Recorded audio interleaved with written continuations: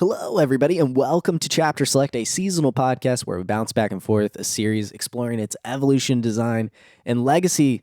For this season, we are covering the Pokemon franchise. My name is Max Roberts, and I'm joined, as always, by Logan Moore. Hi, Logan. Alola, Max. I should have said Alola. Aloha, Alola. It's a very weird element of Sun and Moon. Hawaiian, but not. And it's I think what throws me off with the greeting is that it's Alola, which is fine. It's a play on Aloha, but then that's also the literal name of the region. It'd be like if I approached you and I said United States. It'd be like, what? That sounds like something that would happen in Death Stranding, like United States, and someone, and then wherever you're from on the internet. It's a Kojima-esque idea for sure. It feels like that. Sometimes. I will say, Alola, to all of our members who support us over on Super Chapter Select, for just $20 a year, you can sign up, support the show directly, and get access to longer episodes, exclusive episodes, and bonus content. For our Pokemon season, we've been duking it out, embracing the rivalry in true Pokemon fashion. And we got to record our Ultra Sun battle this weekend, but for just $20 a year, you can sign up. You can go over to listeningwithsuperpower.com. That's the new URL I bought just for this. I like it a lot. We still haven't done our battle, which I think, if I'm correct, I think this is the first time we've not done the battle, or we've done the battle after recording, because we might talk about our teams a little bit throughout this podcast, which might tip us off to like strategies and game planning here. I'll make a solemn promise now. I won't change my team. It will, I suppose, impact the order. I'm not changing my team either. Yeah. All right, I promise. My 6 are locked in here. So all right, cool. Well, if you want to see how that battle shakes out, like we will eventually find out here, head over to listeningwithsuperpower.com. There you go. That's a good URL. You didn't even tell me about that. So I did. You said you liked it. Actually, you did tell me that. There's been a lot of things going on in There's been a lot going on in both of our lives over the past month. You're moving. You've got a nice little new setup now. There's a toolbox behind you, which in a picture of Nathan Drake's face. Oh, can you see? Oh, you can. Yeah, that's my signed Uncharted 2 poster a buddy gave me. I got Neil Druckmann's signature on there. The new full president of Naughty Dog. Coming 2024.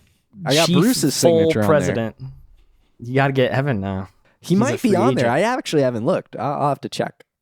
Naughty Dog things aside, Max, let's get into the typical rundown we do here for Pokemon Sun and Moon / Pokemon Ultra Sun and Moon, because we're going to have a guest that we're going to bring on here momentarily.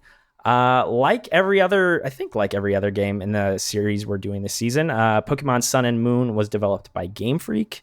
It released on the Nintendo 3DS family of systems. The original release date for Sun and Moon was November 18th, 2016. The Ultra versions then launched roughly 1 year later, exactly on November 17th, 2017. The game director was Shigeru Omori. The Ultra director was Kazumasa Iwao, I think. Iwao? Wow. The producers were Junichi Masuda, Shin Uai, Takato Utsunomiya. He's got sun in his name, like the game he worked on. Hitoshi Yamagami. And then the Ultra producers were once again Junichi Masuda, Takanori Sowa, Shigeru Omori, and Shin Uai. And the music was done by Minako Adachi, Go Ichinose, Junichi Masuda, Tomoaki Ogo, Hitomo Sato, and Hideaki Kuroda. And then the same composers ended up doing the Ultra games there. I know you told me I didn't have to specify this with every single one, but I went ahead and did. You did. Actually, the producers were all of the original producers, plus the 3 there at the end as well. Plus the 3 that I mentioned. So that was I think I just said Junichi Masuda. You did. So it was a lot of producers on Ultra Sun and Ultra Moon. I mean, they probably get broad credits, I would imagine, on the Ultra versions, since they sketched out the broad structure of what this game is, essentially.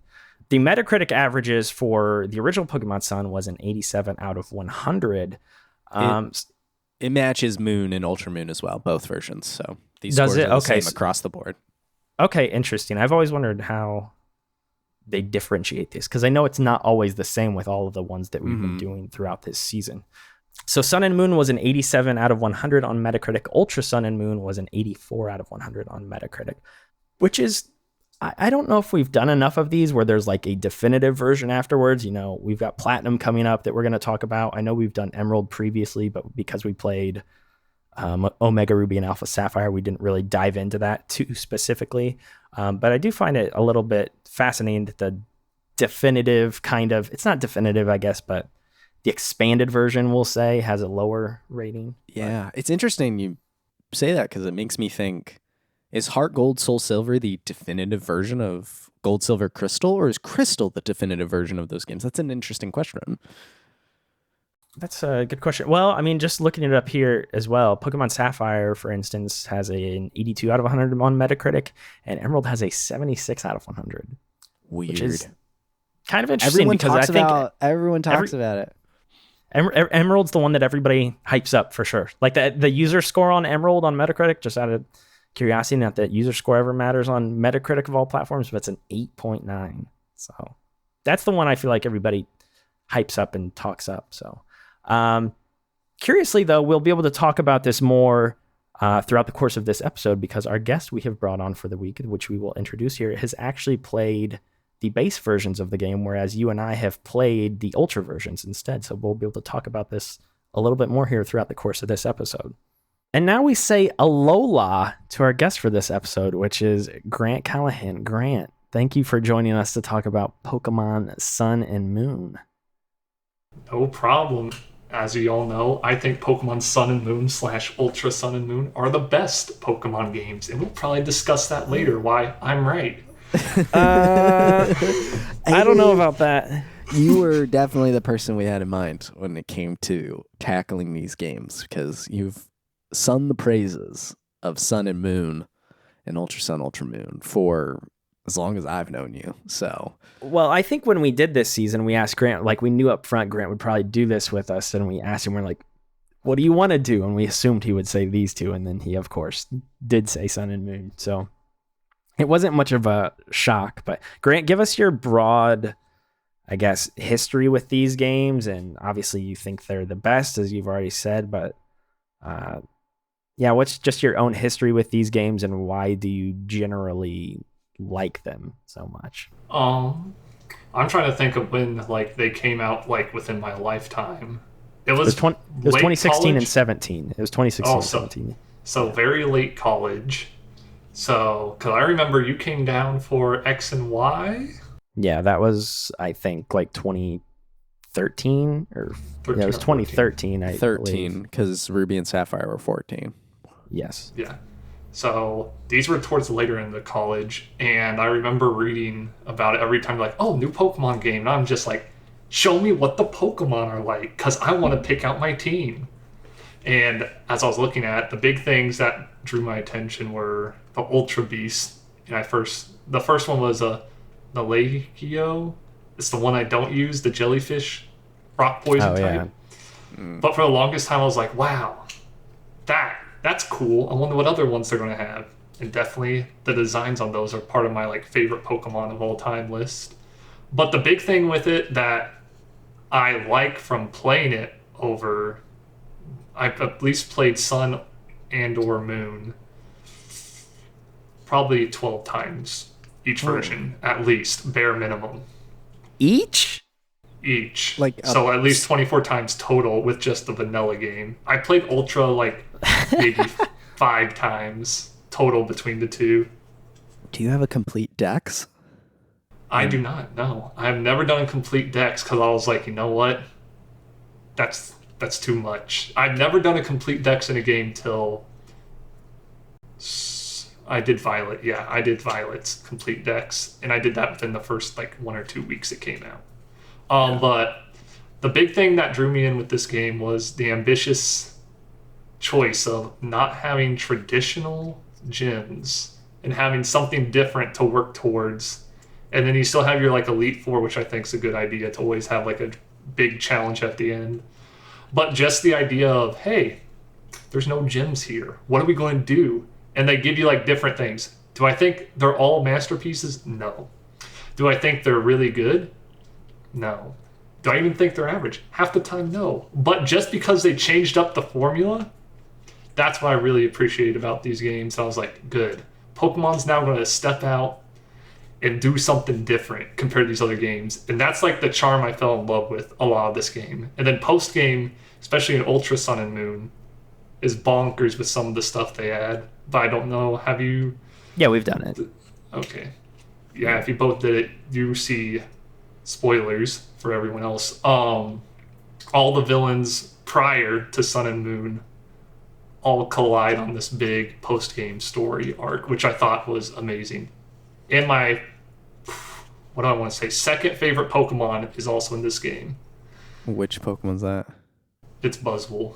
Yeah. Is the Rainbow Rocket only in Ultra? Yes. Yes, it is only in Ultra. Okay.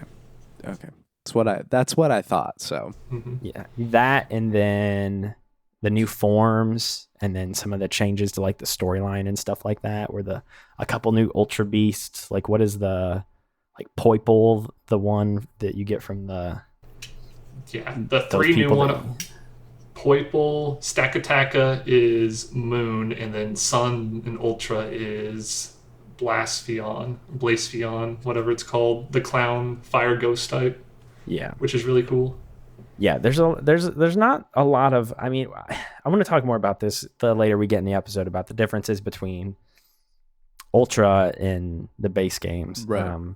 Because Grant and I have already talked just a little bit off air about some of the differences.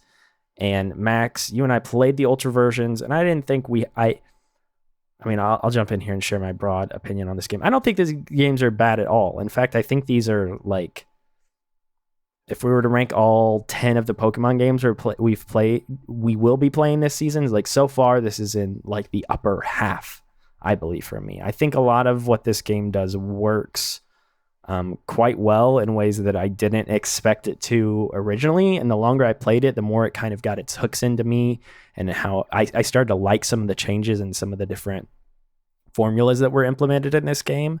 I think there's a lot of strong aspects to this one, and it has like a clearer vision than I think some of the Pokemon games afterwards have. Like Grant talked about how they changed a lot of the structure of this game, and then I like Sword and Shield broadly. I thought those games were pretty good, but by comparison, they're very cookie cutter. Like it is just like, let's go back and play to do a very common Pokemon game. And obviously there's couple differences in that game, like with the wild area and stuff like that. But broadly speaking, I think this game, especially for like the 3DS and being the last, because this is the last handheld Pokemon game before they then made the jump to like larger consoles, correct? Yep. Yeah, that is right. Because Sun and Moon and then Let's Go games, obviously, like that was all Switch and new and stuff like that. Or not Sun and Moon, sorry, Sword and Shield. Anyway, I think these games are broadly good. If as far as my own history goes, I remember I got Sun at launch, I believe, and I played it for about 3 to 4 hours, and a lot of those changes that are made in this game I didn't like, and I bounced off really hard, and I eventually just traded it in, I think. So I never played this game in full until we've done it here for the show, and I played Ultra Moon this time around, and yeah, generally liked it. There's a lot of positive takeaways that I had from this game overall, and I'm curious kind of where you're at, Max. Is this the only Pokemon game that you and I both have not played, if in this regard, for this season? Sword and Shield, neither of us had played. Okay, you hadn't played Sword and Shield, and I guess, I mean, very Scarlet and Violet. Scarlet and Violet, but yeah. That doesn't count in that sense. Okay, but this is a semi-older one that you hadn't touched. Yeah. I really liked this game quite a bit. Okay. There's a lot of pieces that I like a lot, but then there's some times where I don't like what they're doing. There's like this dichotomy there. I think there's a lot of moment to moment and design stuff that really works well, but then they do some I think, some frankly silly things in regards to pacing, story stuff. Just not a fan of some of the mid-game pacing that they go on here. But as someone who really only before the season had ties to Kanto and Sinnoh in regards to Blue and Diamond, seeing all of this Kanto stuff be represented in this game made me feel good and familiar in a way. You're talking like with the different forms and stuff like that. Yeah, like... I mean, Samson Oak, for Pete's sake. I mean, it's just it's just tan Professor Oak. So, there's these touch points. Your character even is moving from Kanto, and so it felt good as a game to come back to. And now we've played the 5 games so far, so I have more Pokemon experience, but seeing all of the characters, the Alolan forms of Kanto Pokemon, I was like, well, at least I know the name of that one. That was something I could approach and feel, because there's some games where it's just like, I still don't even know the Pokédex. I may have some of the typing down much better, but when it says so-and-so's swapping in this Pokemon, I'm like, I have no idea what this is. I guess I'll have to guess based off the name. It's like Latin. You're breaking it down. What type could it be? And then you're wrong. Anyway, so it's certainly, I think, the most interesting game that we've played so far. And I like a lot of the pieces, but there's still some downbeats that I'm excited to dig into and see how you guys feel.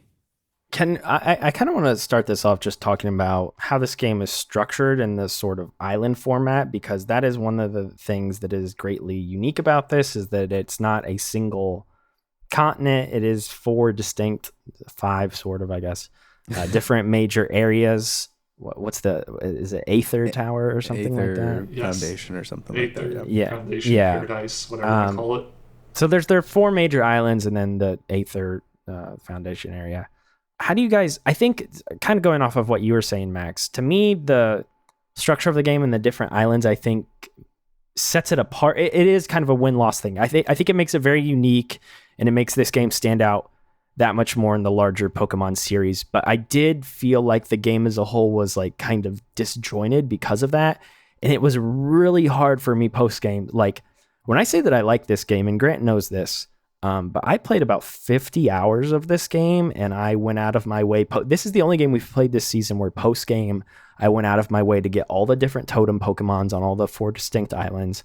I went and got all of the different Ultra Beasts that I could obtain within my version of the game. So like, I spent a good chunk of time after rolling the initial credits continuing to play this game, and then obviously all the Rainbow Rocket stuff as well. And I have not done that with any of the other games I think we've played so far this season. You did the Delta episode in Alpha Sapphire, but we did do that. But that's not the extent that you're talking about. Right? That's very short. Yeah. That's very short, and there's not a lot to that. It's pretty streamlined. And I guess the rocket stuff is too, to some degree. It's mainly just clearing one hideout and doing a bunch of different battles and stuff. But anyway, when I went back post-game, though, and I was flying around to different areas, it was really hard for me to keep track of where everything's at in this game. Kanto was like emblazoned upon my brain. Like, I have that map in mind right now. Same with Johto. Same with even Hoenn and things like that. Like, it's easy for me to visualize these regions when they're one giant structure. This game was a little bit harder for me to kind of keep track of where everything was at, just because it was so disjointed. And again, I don't think that's a wholly bad thing. But kind of, like I said, returning to places later on when looking at the game as a whole, rather than going through it as a linear game, that made it a little bit more difficult for me to kind of go back to areas that I had been at previously. And I didn't know. What do you guys think about the structure of the game? I feel the same. It's hard to... They're all islands, right? And so it's just like, where was this town or where was this shop? Oh, it's on this island. And then you're just tapping through looking for the name of the town or the store or the thing that you're looking for. I just couldn't remember. Like, I remember locations in my mind, like working my way up to the volcano or that electric laboratory on top of the snowy mountain or the graveyard kind of near the beginning of the game. Like, I remember these locations, but I couldn't tell you what island it's on or necessarily even in what order of the game you approach them in. I do think the game does a good job narratively of just keeping you moving forward. And when you're supposed to go to the next island, they just take you there. They offer to take you there at least. So you never feel lost in the main game, but going around looking for items, looking for locations, when I would get close to, picking the Pokemon or an area where a Pokemon I wanted for my team would be, it was like, well, I got to wait till I get to this island that's shaped like this and try to remember this area and stuff. And so it was hard to make it stand out. And I don't think there were necessarily distinct zones like in, I don't know. I feel like at least in Sinnoh or even Hoenn, half the map is water. There's the water, and there's a volcano, and there's the little route, and here's where the fishing villages and stuff. So I do think like the world design kind of blends in a sense. But I'm really curious about a guy who's played it 24 times who probably does know where every town and every village is. Feels about it. So I know Pony Island's the last one you go to because that's a big one. There's Pony Canyon and all that stuff where all the dragon trials is at. Akala's the second, and Melee is the first. I can never remember the third because I always like barely acknowledge the third half the time. But I will say, like, each island I wish was a little bit more distinctive of what's on it, because sometimes it feels like you're just going to the same island, maybe one little different area. Maybe it has a volcano in one small area, or Pony Island has, like, the small dragon area. But they do feel similar a lot of the times until you get to, like, one landmark area within the island. And that's... I mean, it's nice that they all feel sort of the same because they're all right next to each other, but I wish there was more distinction between the four.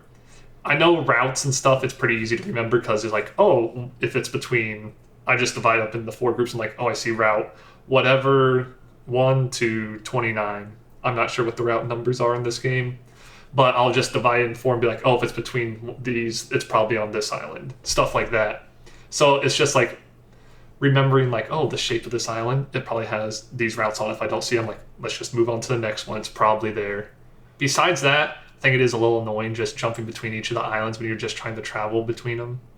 I wish it was all just on one map, then you select the island you want, and then you go from there instead of just scrolling through the side. Yeah. But I think that's limitations of the 3DS.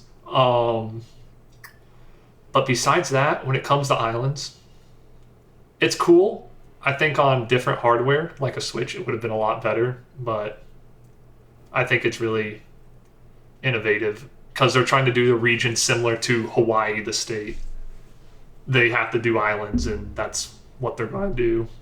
I would love to see them approach this segmented idea in a, like a more distinct region. They kind of did it in Sword and Shield with the DLC.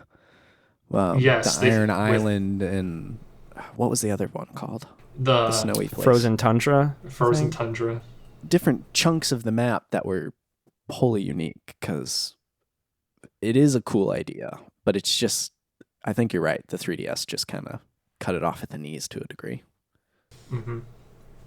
But really good idea, just execution and hardware were the big problems probably for it.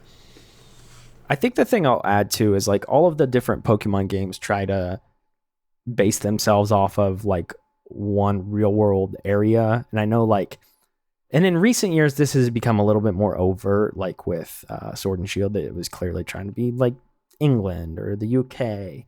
That this is obviously based on Hawaii. Some of the older ones, I don't think they're as clear or as obvious, like the inspirations they're taking.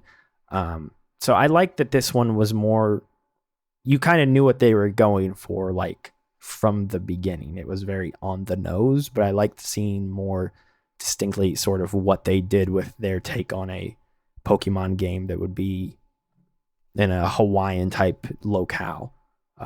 So I thought that was cool. And I think largely it works to the game's strength. And it really does. I think this is one of, like I just mentioned, previous regions. Like off the top of my head, I can't tell you anything about X and Y's region. I love Black and White. I can't really remember a whole lot about that region specifically. The first 4 games I remember a lot about are the first 4 regions, but that's mainly just because I played those a lot when I was younger. Like the islands here stand out greatly in the scope of the larger Pokemon series, and I think that's one of the big benefits of this game. Grant, I want to go back to you because I know one of the things you really like about this game the most is the story. This is like something you've always told me about with this one that you like really like and that you think this game has a good story. What about this story do you think like makes it so good? Because I guess to just throw my own broad 2 cents out there, I didn't feel like it was anything too amazing. I don't know. What is it about this one that really stuck with you narrative-wise, at least? So I will say, to preface this, I think all Pokemon game stories primarily suck, just like on average. Like, this is the best of the game's stories that suck. So it's not a masterpiece. It's not a 10 out of 10 beautiful game when it comes to story. It's just the best out of the Pokemon game. But going into that, you are a character that moves from Kanto. You are traveling across these islands and meeting new people. I think when it gets to a good story is not within mostly the main story, which is probably the main bulk. It's sort of like the side characters. And there is one side character, like his story, if you like poke around enough, really good. Did you guys poke around too much with like characters at all and sort of like take a little dive on each one? I did not. Not particularly. Not outside of what was kind of put in front of me. No. What? Who are you talking about though? I think Guzma has potentially the best backstory or overall story like within a Pokemon game, a mainline Pokemon game, I'll say. I could see that. But yeah, Guzma has some like, it seems like a lot of dark past, and like, I don't know if this is going to be a trigger warning, but it sounds like his parents beat him from just, you find his dad in the game if you look hard enough, and it'll talk about like how he beat his child, and it's pretty dark for a Pokemon game. But there's just like smaller things as you go on, like, oh, this character's cool. It's like you get a little taste of them within the story, and if you poke around by going around the map, you'll find other characters that like, hey, I know this person. Let me tell you a little bit about them. I think that's really cool, and not a lot of other Pokemon games do that. It makes I will say to your credit, or to what you're saying here, like this world feels a little bit more interconnected than a lot of the previous Pokemon games, where like each city you would go to was kind of independent of itself. Like I feel like a lot of the characters you stumble across in this game are like, oh, you know so and so, I know that person too, blah blah blah. Like a lot of the characters seem to know each other. There's like a larger history on this island, and you get the feeling that it's like a smaller, tight-knit community. Because like even the people that greet you throughout the course of the game, they're like, oh, you're doing your island challenge? I remember when I did that when I was younger, or blah, blah, blah, blah, blah. Like there's a sort of like commonality between the characters, I feel like, and it comes across more in that sense compared to a lot of the other Pokemon games for sure. There is one other thing I will mention when it comes to story. And it's maybe my biggest nitpick of all of Sun and Moon. The beginning of that game, the cutscenes are very long and unbearable at times. Do I like story and how they present it? Yes, but like half the time of 90% of those cutscenes, and we're still fine. I think this game is very cutscene heavy, especially early on with a lot of these games. I think that's why I bounced off it early. The first time I played it, like I mentioned, because the opening hours of this game definitely do drag. Like it takes a bit to get going, but once you get on the second island, it starts to kind of hit its stride and let you actually play the game a little bit more. But yes, the opening hours are rough with the cutscenes and stuff.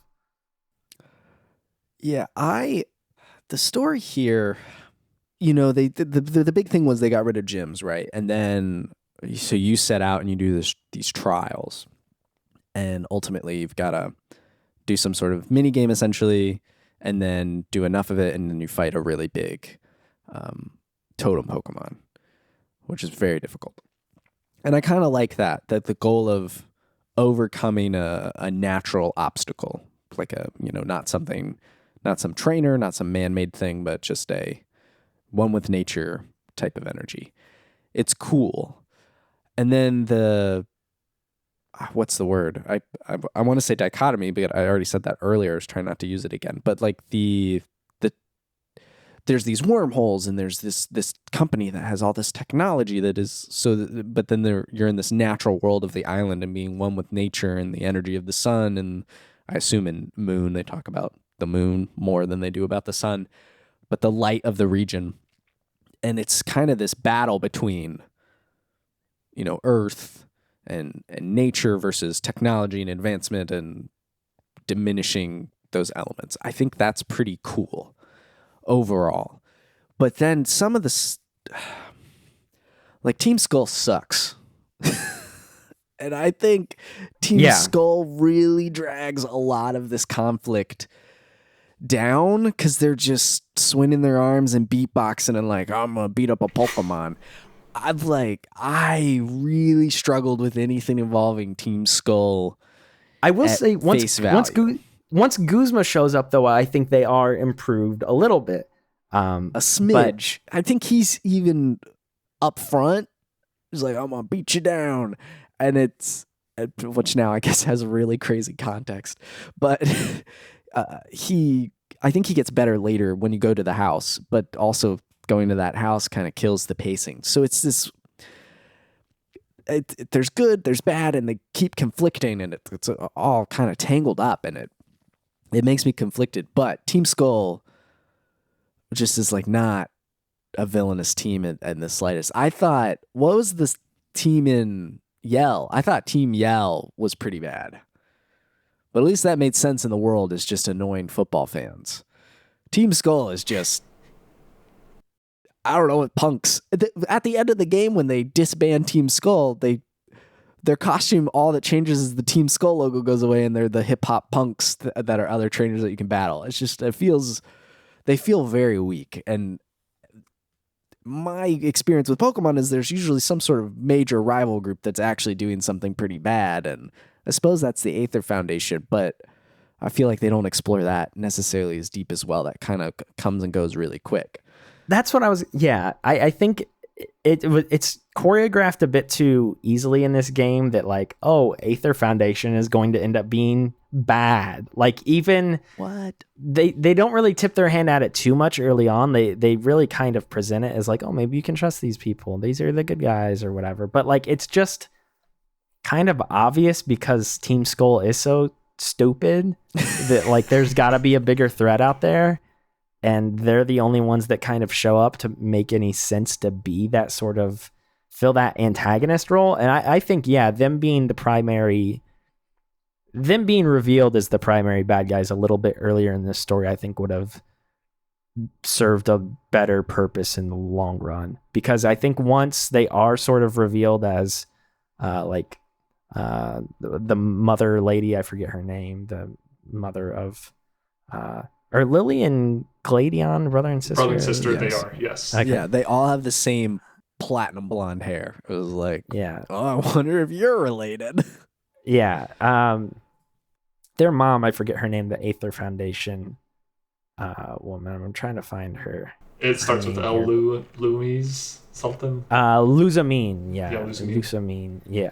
Yeah. Like she's like revealed as like, I'm the bad guy. And then she like hops into a portal with Necrozma or She's whatever. Like, and then I am the only one. And then she becomes like a sympathetic figure pretty quickly after that, because they're like, oh no, she's trapped in there. We got to save her. It's like, what? I thought she was the bad person. So it like, I think antagonist wise, this game does struggle because Team Skull's kind of goofy. They're dumb. They're silly. Luzamine's kind of the bad guy because she wants to control Necrozma is kind of like the bad guy. They sort of do a similar thing that they do in Sword and Shield, where the bad guy is what's the Professor, or the chairman Rose. Well, Chairman Rose, yes, but I was thinking the big Pokemon or whatever.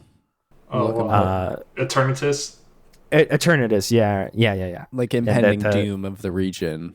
Yes, it's sort of same thing here with Necrozma. They kind of presents like the big baddie of sorts, and all the different dimension holes are opening and stuff like that. And I don't know, like it's not terrible. And I think the central element of this game that I do like story wise is everything with different dimensions, and there's these crazy monsters from we don't know where that we've been discovering and finding, and they're showing up, like everything involving the ultra beasts and those like being one of the through line threads of this region, I think is really cool. I think outside of the ultra beasts though, not everything else in the story works. Two other characters as well that we haven't talked about that I don't know if you guys have a ton of thoughts or feelings on. But Hao is your rival, I think sucks. He is the most like cookie cutter, like I'm just your rival, like person possible. I think the only one who's more bland would be the rival in X and Y, I believe is like super boring as well, if I remember correctly. Is it? I'm trying to think because I haven't played X and Y in a while. Is it one rival or multiple rivals? I think there's like the group, isn't there? Isn't that the one where there's like the group of different people that you kind of run around and fight? It's that or black or white. I don't not. It might be black and white. Know. I can't remember. We haven't played those yet this season. Yeah.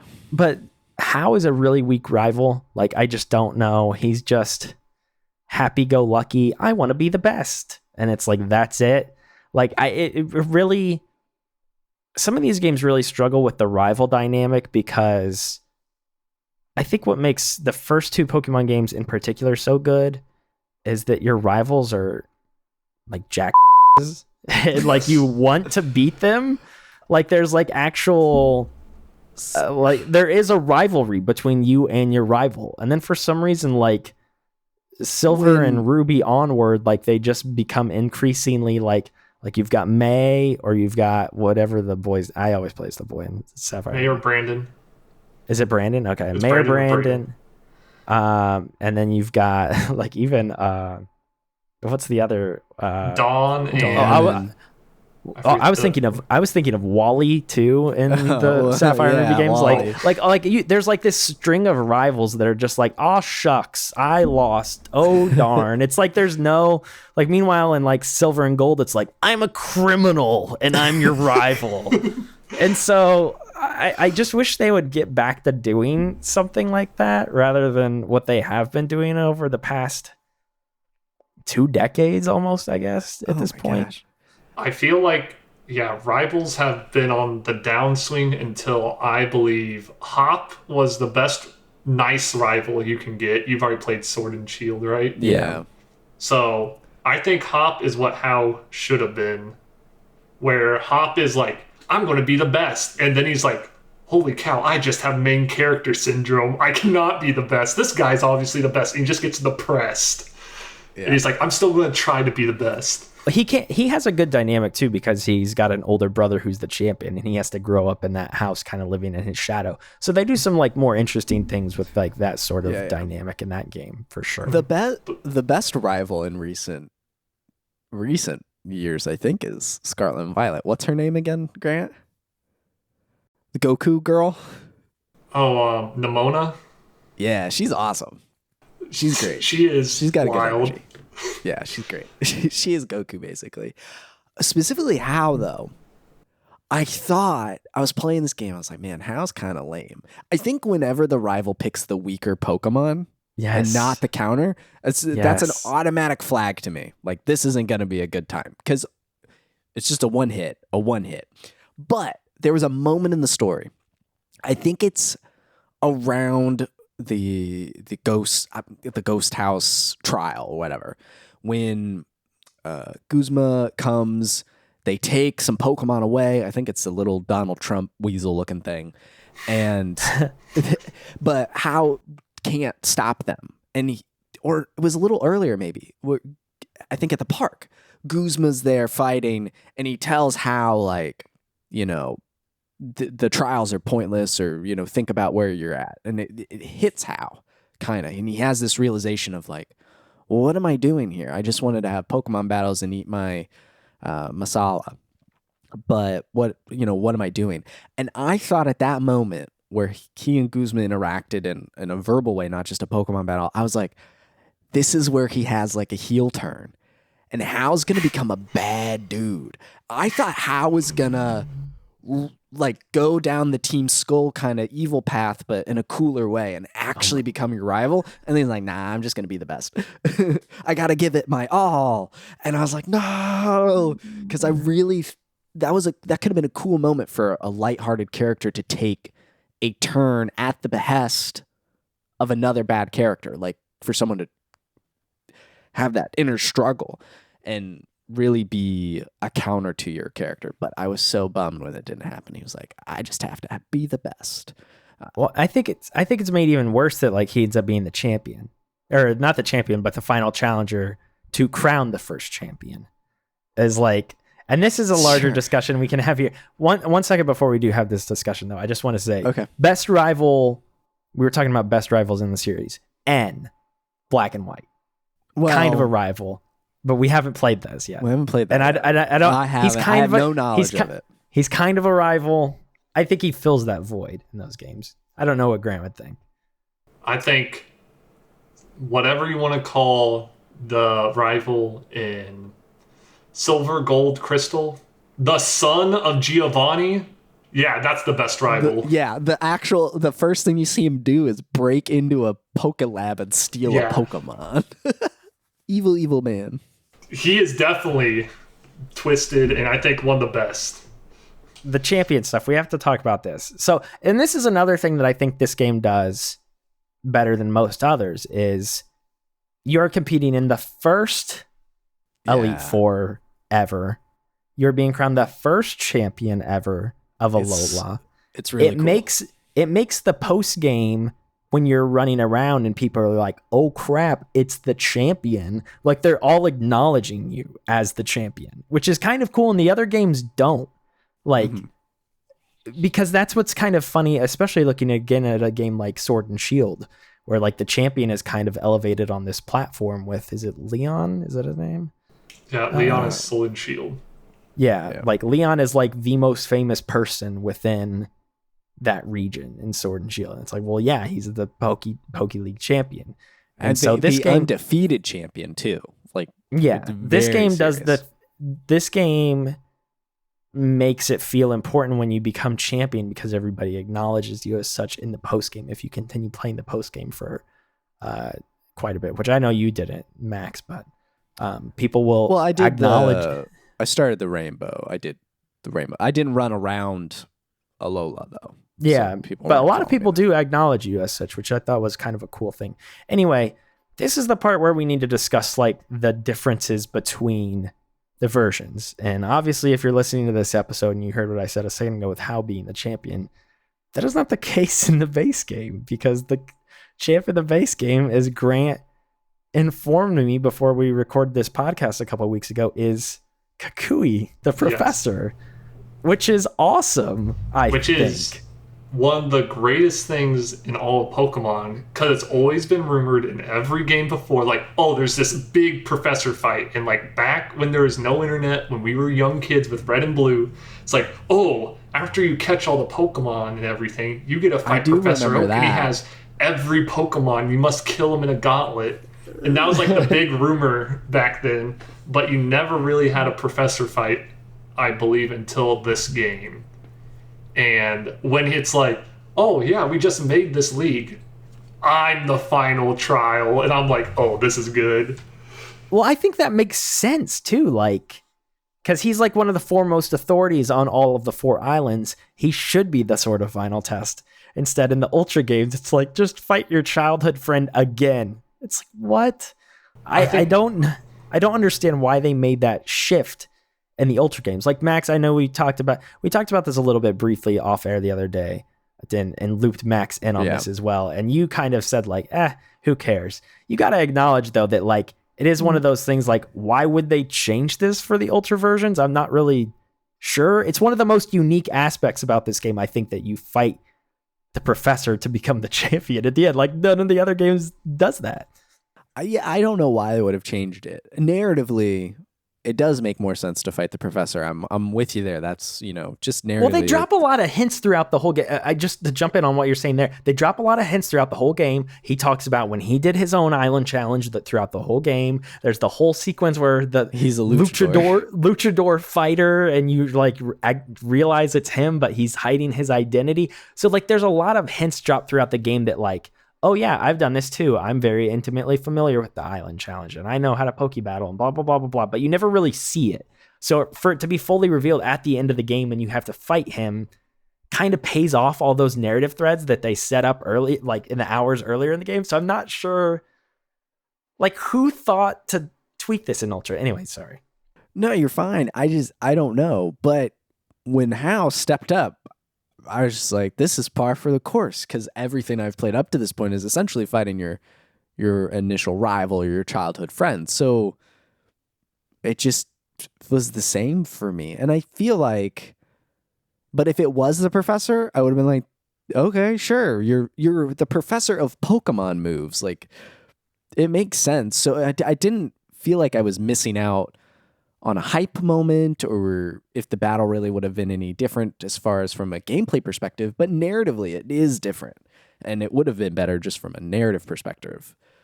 But I didn't feel, like I was missing out or anything.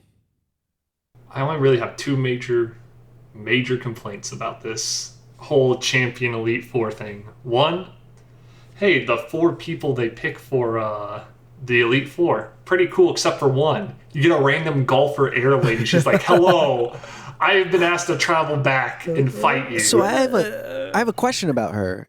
Yes. I assumed that she was in Sun. Is she from any previous game? Nope, she's just like, hello, I'm now an Elite Four member. She just golfs. Yeah. I thought it was just some deep cut, a character from a previous game that I just just a random golfer. No. I mean, okay, to be fair, all of the Elite Four members in the previous games are just random trainers, I guess, in some sense. Well, everyone you fight in this one, though, you had met before, except yeah. her. Yes. So I guess that's weird. It stands out in that sense for sure. Yeah, it should have been the 4 great kahunas, whatever you want to call them. The 4 great people of each island should have been, I believe, the Elite Four of this game. Yeah, I mean, you're right. It just kind of sets itself up really easily that you would fight the 4 presiding chiefs of each of the islands. Yeah, that makes a little... Instead, you fight a golfer who has birds. My other complaint, even though the professor fight is one of the coolest things in vanilla, I wish you would have fought him when he was the luchador man, and he still would have kept up his little persona and been like, I'm not the professor, I'm the luchador man. That would have been funny. But they just sort of hello, I'm a luchador. And then it's barely visited on later on until you pick up a mask. At one point it's like, hey, you dropped this. It's this isn't mine. And he walks off. He should have been champion wrestler man. But nope, he was just the professor, which is still cool. But I feel like they could have played off that little persona thing he has going on. I like the Nacho Libre-esque lifestyle he's living with the Pokemons. I don't know. That's just one aspect of this game that I thought was very strange, and I can't wrap my mind around why they did that. I will say one other thing about Elite Four. None of you refought the Elite Four, correct? No. It's yes. Mention this, Grant, because Max does not know about this. All right, so you are the champion after you beat it the first time, correct? Yeah. So you beat the original 4 people, and you sit up at the top of the throne. From then on out, after the first time, it's random people who you fight in the champion spot. And it can be different side characters. It can be Hal again. It can be random characters that make... There are 2 good ones. There's one. This weird dragon tamer looking guy makes no sense why he's there. He's like, I'm a dragon tamer, and I've come here to be the champion. And then the best one, Pokemon trainer Joey from Route 1. Can also fight No. you. Yes. Please tell me he has his Rattata. He has Or very is it similar Eradicate? team to his first one. He'll have If he doesn't all the have, Pokemon. if he doesn't have an Alolan Rattata, what is even the point? Give me a second. I'm gonna look it up. But yeah, Oh that's my one of the gosh! It's from the trainer school. It's the youngster Joey from the trainer school. yes. This is incredible. But yeah, Yeah. going back and fighting is one of the funniest things ever because you get random people. So That's cool world building. all right, so it's not Joey per se, at least It's not the silver gold Joey. yeah, it's Trainer want Tristan, that one. and he has an Emolga, a Sharpedo, an Executor Alolan form, a Magmortar, and a Tauros with a Z move. Okay. All right. That's still Pretty good cool team. though. Yeah, I would just encourage you, Max, to go and look up the full list. Because I did this about a couple weeks ago. Look up the full list of everybody that can come and challenge you as the champion, because it's pretty crazy. Everybody that you can actually fight through the post game. Like the Electric Lab boy comes in and finally fights you. The Aether Foundation dude with the big glasses who looks like Elton John comes in and fights you. Some of the Elite Four members will challenge you to be the champion as well. They're like, I think I should be the champion. I challenge you. And they try to usurp you. Some of the other gym leaders come try to, or not the gym leaders, but the challenge leaders come try to fight you too? Or am I wrong on that? Very few. It's like Team Skull, Rivals, and Ultra This Sun and dragon Moon. trainer looks dope. Ryuki. Luzamine challenges you in Ultra Sun and Moon. That is not in vanilla. I think Professor Kukui does. Gladion does. I think Guzma does as well. So a lot of the main characters do for sure, but then there's like some offshoots, and it's always randomized, isn't it? Yep, it's always random. That's neat. That's really cool. That's So yeah, smart that's stuff. a fun, cool little aspect of the game for sure. That like again that you and I didn't see, or I guess I could see it. I mean, You could. we're both in the post game, but you Yeah, would just I have to just- go back and Mhm. do it, I guess. I will say though, mechanically, Elite Four, I think it's the first time. It may be the only time, but I like that you could go in any order. There wasn't a stacked like you got to fight these trainers in this order.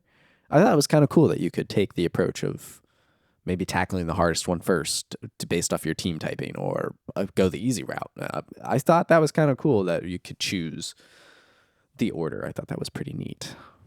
I don't know about you guys, but I like had some struggles with the Elite Four too. So like I would go fight the ones that my team was best suited to grind off of, just to level up my team a little bit. And then save the tougher ones for last. So even if I lost against them, like it was one of those things where it's like, okay, well I defeated 2 or 3 of the easier ones just so I could level up. Which I know a lot of people do in previous Pokemon games too, but it's sometimes the Elite Four, because they're in a static order, you would get stuck on the first or second one in some of the older games, depending on how your team matched up. Yeah, this game, I think, we've talked a lot about the Champion and Elite Four stuff. I want to talk about 2 more character things here, if we can, just broadly, and I think this would put to bed all the character and story stuff. And that is just Lily and, I guess, Gladion, or Gladion, however you say it.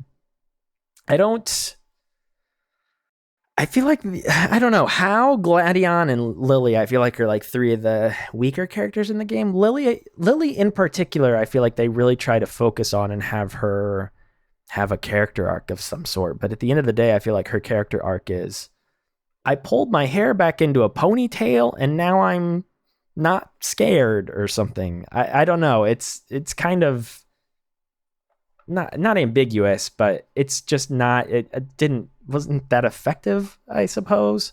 So yeah, I don't know. And then Gladion is a little bit too embroiled in, I feel like he could have gotten the spotlight a bit more in this game. I think he's an interesting character, and I think I think they just could have done more with him than they did, honestly. And his big reveal is just that, like, the nature of his family, I suppose. And I feel like there was some more interesting things that they could have done with him personally. that they really choose not to. But I don't know how you guys feel about these two. Lily, I'll start with that. Lily is just trying to discover what she wants out of life, and then at the post game, she's like, I gotta travel and become the person I'm meant to be, and then she just disappears off into the sunset. Gladion's cool because he's like, I gotta figure out what I'm doing, and I gotta run away from my mom because my mom's mean. And then he runs away and joins Team Skull. Wow, very good life decision there. But yeah, really, Gladion's trying to destroy his mom from the inside out until he's like, oh wait, Team Skull is part of my mom's group. Uh-oh, I just found this out. And then Lily is just basically like, yeah, I don't know who I am. I'm just traveling with you guys. Oh, I'm inspired by you guys. I'm going to go do my own thing. Pretty meh overall with those two individuals. Yeah, I didn't care for Lily all that much. I found her pretty annoying, honestly, because in the front half of the game, she's helpless constantly. And then she has a strong disdain for Pokemon battles. She doesn't like seeing Pokemon get hurt, which is part of her character, helping Cosmog and all that stuff, or Nebby, as she calls it. So I didn't care for that. She was always incapable of something. And then there's that halfway or even kind of 3/4 of the way through the game, that pull ponytail back in the moment. And I remember this from a film class in high school. It's like when a character cuts their hair, changes their hair, it's a sign of a big inward change of the character, and it's a new point for them. Hers is like, I'm going to come out and be stronger. This is my Alolan form, or my Ultra Beast form, or whatever. And I was like, oh, this is kind of interesting. Maybe she'll like become a trainer all this. Like, I didn't know where she was going to go. And she does fight with you once with a Chansey out of nowhere. And then she's like, I'm not strong enough to do anything, so I'm just going to keep healing your Pokemon. Keep on going. Hope you can do it. And she didn't actually change all that much until the end when she leaves. So I didn't care for Lily all that much. And Gladion, I feel like he's in the game 2-3 times, and he's not very tough. And he has this weird holds his arm and it's constantly shaking, like he's holding back power or something, almost like a liquid ocelot kind of thing. Like, So I didn't really get what was up with him or his design and I understood his motivations. So I found that whole little family dynamic not as satisfying, especially because of, like you mentioned earlier, Logan, their mother kind of gets the, I'm helping all Pokemon. Haha, I'm evil. Disappears. Oh, I'm good now. So it was very, the whole dynamic doesn't get fleshed out, I don't think, in a great way. Well, I was just going to say, like, it's clear the kids have a beef with her. And then she gets sucked into a portal, and it's immediately like, "Oh no, we must save them!" It's like there's no real resolution brought to a head with like this inner turmoil that's been happening within this family for so long. It just all kind of gets thrown out the window because Necrozma kind of throws a wrench in everything. So I think it's better done in vanilla because the main focus of Ultra Sun and Moon is Necrozma and mostly the Ultra Beast stuff. Sun and Moon, it's basically a conflict. Both the kids run away, essentially, because their mom has become obsessed with beauty and perfection of like Pokemon and achieving her goals over raising her kids. So when it comes to vanilla version, I think it does it better than Ultra Sun and Moon because they're trying to emphasize on this new form, new Pokemon, and like their mechanics, and trying to weave that into an already okay story that was fine to begin with. So this is where I think vanilla does it better with like the whole mother and her kids dynamic. But they still have like similar outcomes besides you don't see the mother at the end of the game in the vanilla games. She's just like in a room, like, oh, you can't enter there. She's sick. And that's about it. Well, you bring up something that I wanted to talk about too, which was just like how the legendaries are implemented in this game. Obviously, we've talked about Necrozma a little bit and the Ultra Beast, which aren't technically legendaries. But I specifically kind of wanted to talk about Nebby and what they do with Solgaleo and Lunala in this game, which is that they have sort of like an evolved line I think, is that the first time they've ever done it to where legendaries evolve in a distinct line like that and become like Yes. the main legendary of the game. Like, I can't think of any other instance where that happens in any of the games. I mean, you got Cubfu from the Shield Sword Isle thing or whatever. Yeah. That's the only legendary that evolves, if I'm correct. Yeah. So, I mean, on its at face value, I think that I'll say I don't really care for either of the legendary variants in this game, just in terms of look and I don't know. They're fine. They don't really stand out to me too much. Maybe that's partially because, again, like you were kind of saying, Grant, Max and I played Ultra, and there's obviously a huge emphasis on Necrozma compared to the standard legendaries in the base games. So I imagine they get thrust into the spotlight a little bit more in the vanilla versions. But I do think the idea of like this creature that's kind of hanging around with Lily the whole game ends up being the main legendary, most powerful Pokemon is a neat idea. And again, it's kind of like we talked about at the top when we started this episode. Like, they really try to, in every sense, subvert your expectations with this game and do something new. Like, it's clear that they came into this game and wanted to do something new with the region, wanted to do something new with the legendaries, wanted to do something new with the storytelling. And at times they reverted back to old ways, and then in other instances, I think like with Solgaleo and Lunala, like they do some cool things. What did you think about how this was all done, Max? I liked a lot that Nebby was the legendary that we were seeking the whole time. I think that actually was pretty neat in just a small way. Not it's not some grand revelation or anything, or really, it's not like you can use Nebby or the second evolve form anyway. So you can. Oh, you can. What is this? A thing you get in the post game? You can get a Nebby. Mm-hmm. Yep. Okay. You can go to an alternate. It's like you go to an alternate dimension where it's the inverse. So you know how basically like night is day and day is night in this other universe, and there's a Nebby or a Cosmog that exists in that world, and you can capture it there and involve it, and it evolves into. Does it evolve into the other one version that you don't have, or? It will, if you're in the alternate universe, so if you're in Moon and you go to alternate universe to catch Nebby's son, you have to evolve it in that alternate universe from its second form to final form, if you want it for the Sun version. If you take it back to your version, you'll just get a second legendary. Because that's pretty cool. That's neat. That's something I would have chased as a kid. Yeah, because there's like there's a specific, if you look it up like on Cerebi or whatever, like Nebby or Cosmog evolves into the middle form, which is Cosmo M at level 43. And then depending on which island you're on, at level 53, it'll evolve into the final legendary itself. Oh, that's pretty cool. Well, I stand corrected then. But, it's cool. A Nebby,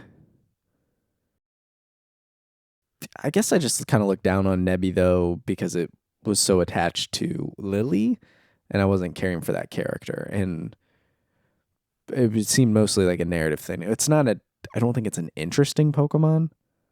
It's by itself. I think the actual legendary is the one you care about. Its moves that it knows are Splash and Teleport. Yeah, so those are some moves. So it's cool conceptually, but there could have been more there from an evolutionary or perspective, because really all of you care about in the end is the lion or the bat. So speaking of legendaries, really quick. Necrozma you don't get till you catch every Ultra Beast in the vanilla game. So you don't even know of Necrozma until like after you get every Ultra Beast. Ultra Sun and Moon, you find out about Necrozma extremely early on. Yeah, I felt like Necrozma was being talked about pretty much most of the game. Yep. That's interesting. And I think Necrozma is really cool. I'm glad that is one of the things about Ultra that I do like, is I think he's one of the cooler. Is he technically an Ultra Beast? He is not an Ultra Beast. Your legendaries are Ultra Beasts, the Sun and Moon ones. Necrozma is not. Interesting. And I do like Ultra Necrozma a lot. I think Necrozma looks really cool. I think it's got a cool design. I like him more on his own compared to when he's combined with the others. Fused up. Yeah. Yeah. One thing that you can do in the legendaries, and I believe this is only in Ultra, and this is kind of an aspect about the whole game I wanted to ask you guys about, is like you can ride on them and you can fly through all these portals and stuff like that. And I don't know if you ever did that, Max. That's how you get the Ultra Beast. You have to go to specific Portals. You have to go to specific portals, and it's very RNG intensive, and it drove me up a wall. The process of catching a Guzzlord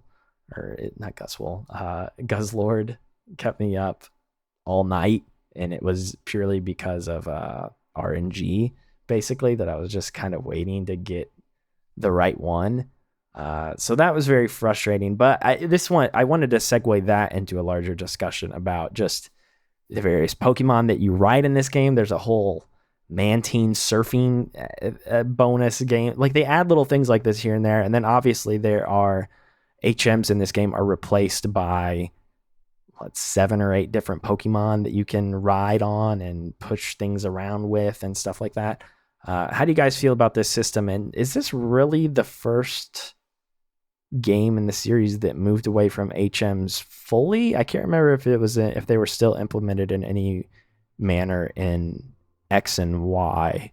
Black and White, they were. X and Y, I don't remember it. That is one of the most forgettable games. We don't remember anything about X and Y, so it's going to be really interesting when we play that one, Max, because I don't remember much either. I want to say yes, that there were some HMs in X and Y. So this is the first one. So this is the first one where they fully moved away from HMs, which I think in the long run is a good decision. I think that we've come to that agreement throughout the course of this season, Max. It was great to just be able to fly or ride or push anywhere without needing a Pokemon to, have all the HM moves. A dedicated Pokemon to do it, yeah. Or waste up move slots on Pokemon you actually care about. So I was very appreciative, and that Charizard fly is very fast. That is almost the definition of fast travel for sure. It's pretty snappy. Yeah, I think I liked. I obviously liked them moving away from HMs because it had worn thin as the series continued onward. I think I prefer how they handle it though in games like Sword and Shield compared to this one, where it's just like, we're gonna upgrade your bike out of nowhere, and cool, now you can cross water, and now you can do this, or just what if you just rode a Pokemon that could fly, swim, and turn into a motorcycle? Sure, that too, or.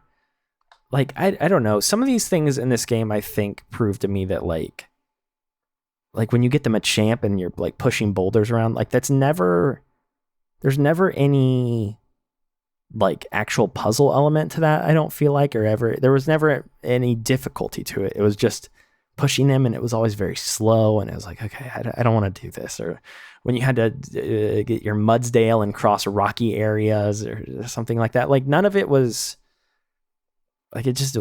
fun switching between them. So I was glad that it didn't take up HMs, and I'm glad they moved away from that system. But I think that it's been handled better in later entries, specifically like with Sword and Shield and Scarlet and Violet, with kind of how they do traversal in the world in that game. Yep, definitely first one. No HMs. The saddest moment when your HM slave could be the Donald Trump weasel, but I mean, definitely net positive direction for Pokemon to go on in the future. Just an HM-less game. Now, when they remake all these games later on, like when you talk about earlier ones, if they're going to add HMs, hopefully they remove them, because I do not want to catch a little Bidoof later on, which I don't even know. Are there HMs in Shining Pearl, Diamond, Crystal? I think so, yeah. I think so. See, bad game already. Brilliant Diamond and Shining Pearl. Yeah. Those games were bad. But definitely no HMs has been a great experience from this game forward. Yeah, it was really, really nice not to have to deal with any of that. I actually really loved it when they gave you Fly from a girl from Kanto or Johto, one of the two. And she was like, this is a big deal where I'm from, but I guess it's just a TM over here. And she gives it to you. And I was like, I don't have to use this.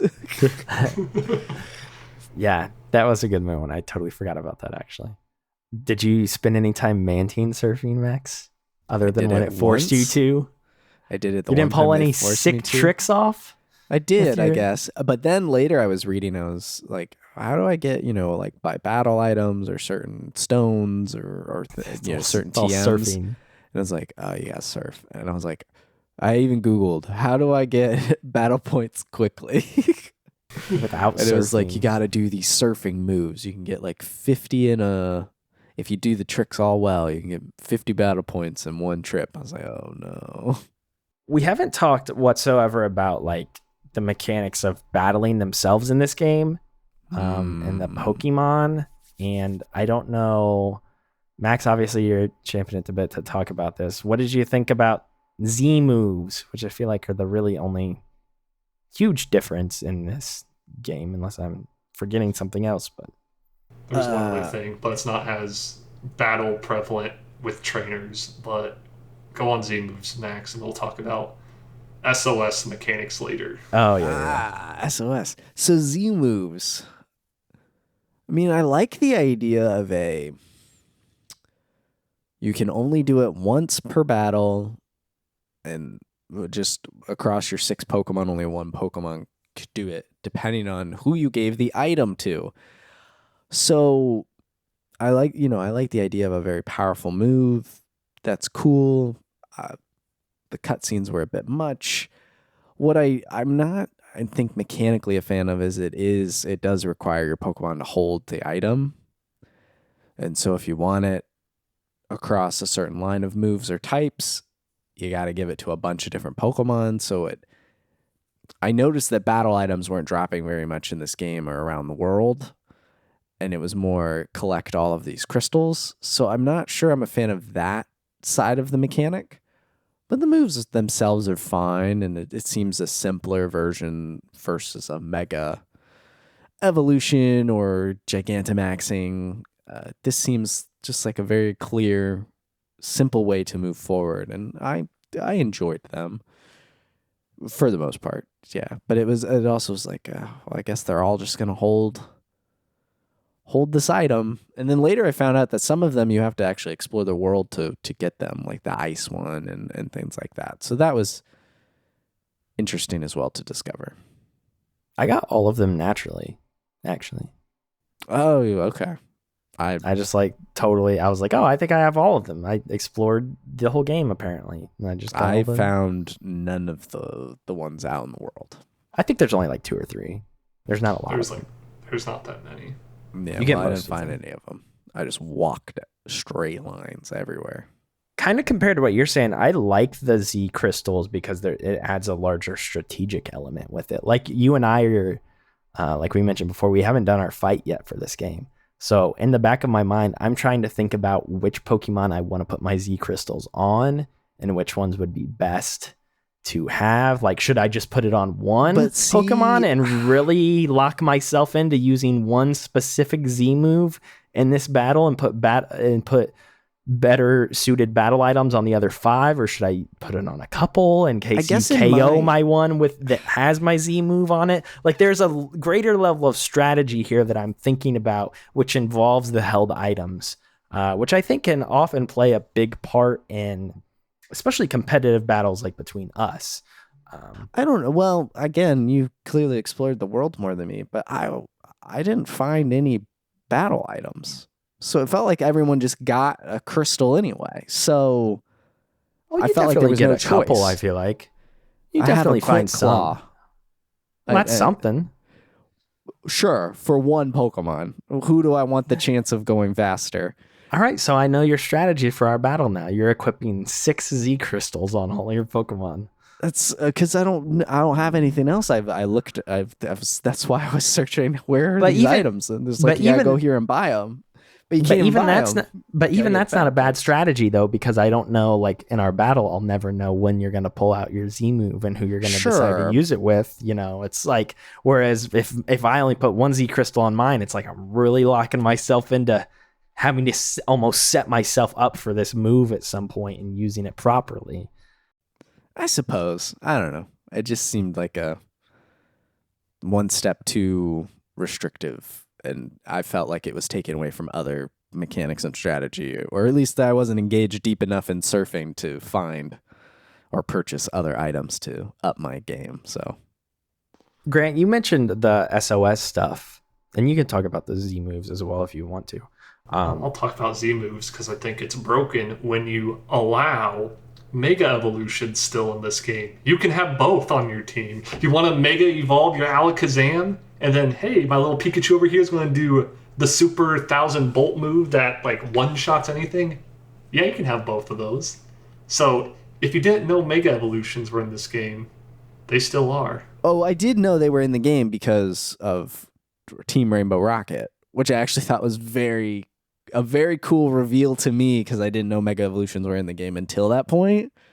Mm-hmm. But I didn't. I guess that didn't compute that you could do both, which does seem a little OP. A little bit, a smidge. I'm going to make the assumption on teams that you didn't add any Mega Evolution Pokemon that can, because they don't add anything new. It's just from older X and Y and Omega Sapphire Ruby stuff.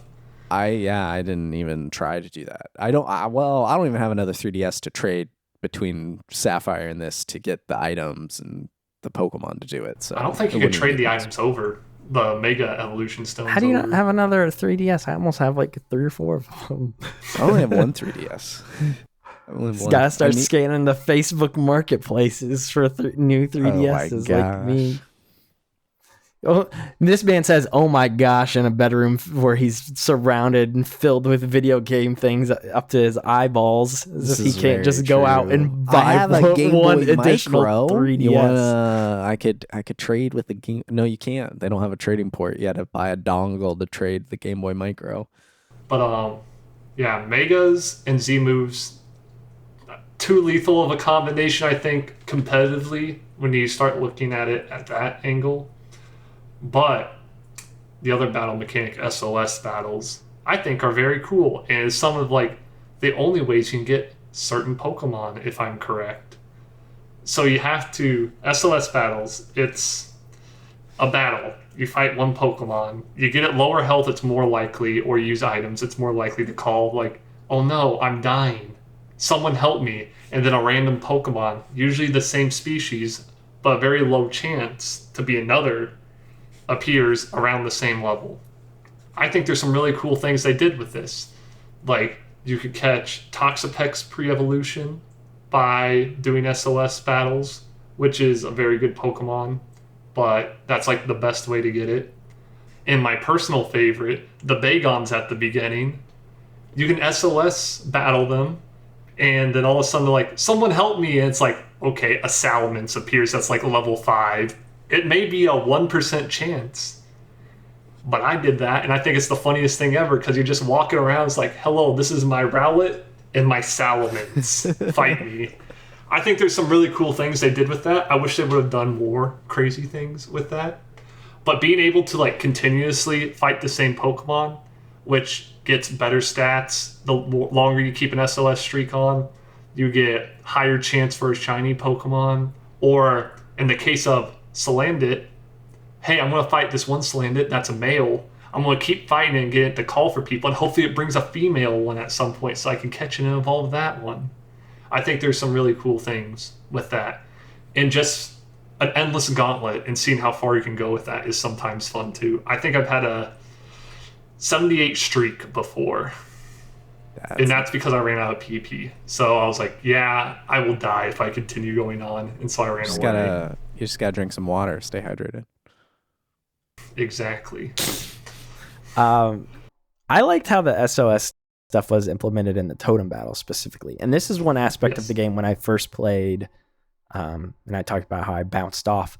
I don't think it wasn't until like the 3rd or 4th totem battle that I like lost outright. And I was like, oh, there's a lot of like strategic depth to how this system can work, because the totem Pokemon are always super charged up in some sort of manner, and they can really deal out a lot of damage. So you're not sure if you should take down their lackey that they've called in to help them, or if you should try to just focus on taking down the totem Pokemon because it's the one that's hitting you the hardest.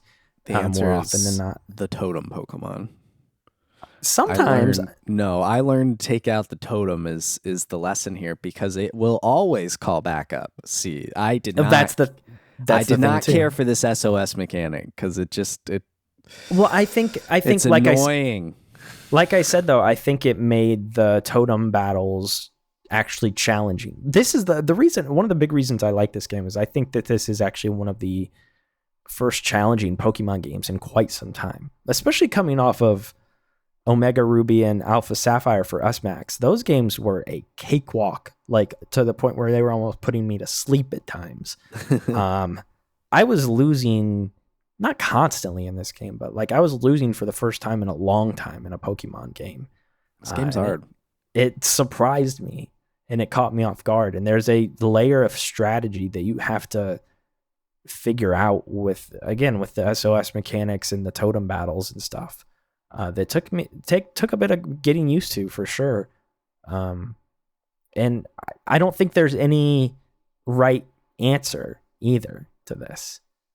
Kind of like Max, you're saying there is like, I don't know, like, because there was you have to take out the thing calling in the endless supply of other Pokemon to hit you. You have to. I agree with that, but there was some one of the totems in particular, there was like a tandem that I think one of them like buffed the other or something like that. So it was like, I didn't want the totem Pokemon to get any more buffs as a result of the one that it called in via SOS. So it's like, I need to take out this one as quickly as possible. And that's what I'm saying. Like there were different wrinkles in a lot of the different fights that I felt like you kind of had to uncover, and it kept switching things up until the end. So even in a game without gyms, I found that the system was pretty challenging at times. I will say, though, I did not like the challenges overall. Found them quite boring, other than the battles.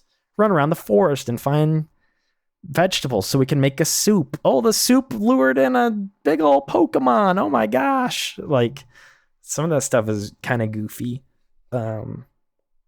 Go swimming on the water and chase these fish down. Please go into this cave and fight a large Raticate. Or I know in the base game it's Trump Weasel. No, it's dependent on what version you have. Oh, is it? I fought Trump Weasel. Yeah. Oh, did you? Trump Weasel Sun, Moon is Raticate. Okay, that's it.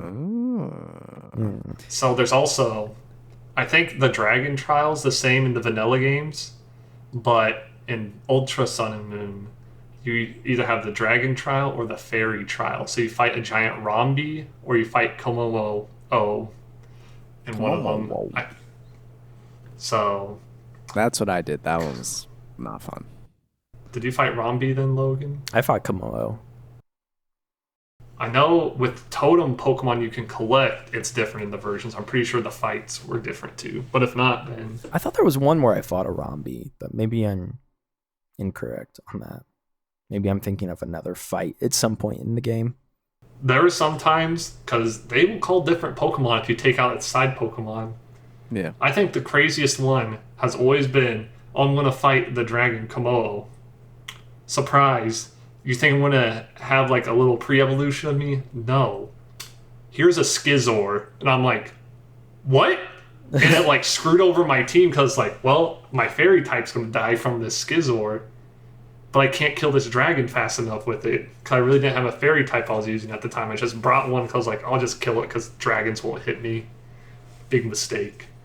But I think there's some dynamic stuff that they do are cool. I think it does vary a little bit depending on the fight, like of what comes out. But the totem stuff with SOS battles are very good. If they countered the type matchup, they're like, oh, I can kill this easily. No, you have to worry about me who will also kill you. The rock, paper, scissors dynamic going on. Yeah. You know, outside of the totem Pokemon, though, just the like normal gameplay, like moment-to-moment gameplay, particularly in the battles, I just have to say I'm a really big fan of the battle menu in this game, the design of it. I at least in the DS entries of the game, I primarily use the touchscreen. to reach around and click.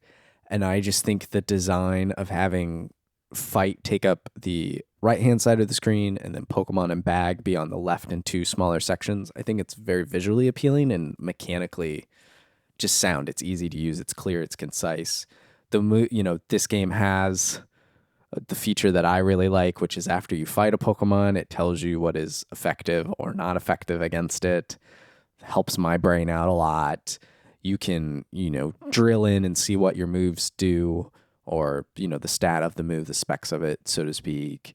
And then also if you have that Z move, then that's on the left-hand side. I just think this is a really well-designed menu. And I noticed that like the battles take place in the environment that you're in instead of just in a blank white room, in some games where it's like, oh, you've been teleported to a white room where the battle is. This actually, you're fighting in the forest or the beach or the water or what have you, which I think is really neat and cool to stay kind of immersed in this world. So I like that basic stuff. I do think there's a bit too much side mechanic-y stuff. Like, come to our virtual Disney world and try that out. Or do you have this Pokemon? I'll trade it for you to help my boyfriend with getting his Pokemon dreams. Or here, play Pokemon Snap, but at 2 frames a second on the 3DS with the gyroscope. So that's the worst part. Yeah, that's pretty bad. So that wasn't, the side stuff wasn't great, but I think the moment to moment was actually pretty good, especially in the battles. It just felt good to battle. One thing I don't feel like we've talked about too much outside of the Ultra Beast, and we mentioned that there's some like different Alolan forms of Kanto Pokemon and stuff like that. I know you talked about that, Max. But one common thing I think we've been doing all throughout this season so far and all these different episodes is just broadly taking a look at the Pokédex and like what we think about it. And Grant knows this because him and I chatted about this a bit, or maybe I talked to you about it too, Max. It's just, I don't think there is, I don't think there are good Pokédexes in a lot of these later games. There's always something missing in each of these games. Like for this one, for instance, why are there like no electric Pokemon in this game? Like there are a couple, like there's the Vikavolt, which is the bug electric type. And then there's the new sort of rat Pikachu thing that's a totem Pokemon that you fight. Like there's just a couple. Again, there all of the different Pokédexes I feel like index too heavily into a couple types. Like too much water in this one. There's too much. I know we've played some in the past where it's like, why are there so many grass types in this? Why are there so many bug types? Like I feel like there's a lot Sword of bug. and Shield. Yeah, I feel like there's a lot of bug types in this Pokédex for some reason. And strangely, since this is one of the, maybe I'm totally wrong on this, you guys can tell me, but considering this is the second gen in the series to have fairy type, I believe, because that was introduced in X and Y, there's a pretty big lack of fairy types, I believe, in this dex as well, especially when it comes to the, when I say all these things too, I want to specify that I'm talking about like new Pokemon, not returning Pokemon or not Pokemon from other regions or various forms or whatever. Like, for example, like when I say there's not a lot of electric types, like they make like Geodude's an electric type in this game for some reason, which is fine. It's kind of cool, but there's a lot of ghost types in this dex as well. I don't know how apparent that was to some of you guys. I don't know. And then there's a huge lack of like Pokemon that I feel like evolve as well. There are just single Pokemon in this game. And even when they do evolve, they don't evolve much, or they evolve in certain ways. Like Grant mentioned Salandit, and it evolves into Salazzle, but only if it's a female Salazzle, and the percentage of finding a female Salazzle is like 10%, 12%, something like that. There's just a lot of instances throughout this dex that I think are a little odd. And I don't think it's a horrible one, but it left a lot to be desired for me. How did you feel about this, Max? I'm curious with you specifically because I know you mentioned that you like the Alolan forms of the Kanto Pokemon in particular and stuff like that. Yeah, I liked it because they're Pokemon I know. In a sea of over, aren't we over 1,000 now? The whole dex on a whole.